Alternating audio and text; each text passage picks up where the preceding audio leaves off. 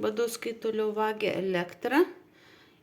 Ignitis reikalauja, kad sumokėčiau už Badauskų išvogtą elektrą 268 eurus, grasina mums atjungti.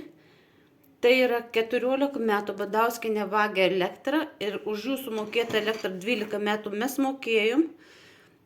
Už spalio mėnesį atsisakiau mokėti šitokias sumas. Mes nesunaudojam net 100 kWh. Įtampa didelį šaldytuvą drasko.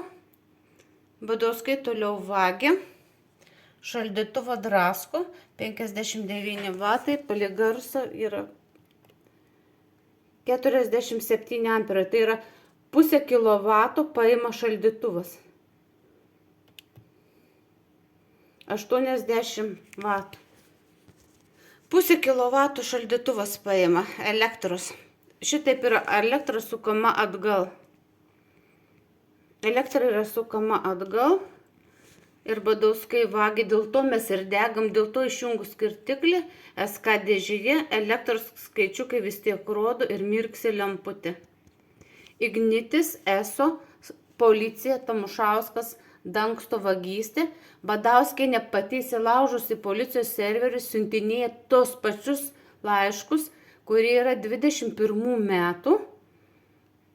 Ir jie jau nebemato, kad daro klaidas. Lygiai tas pats tekstas su tom pačiom klaidom yra siunčiamas man.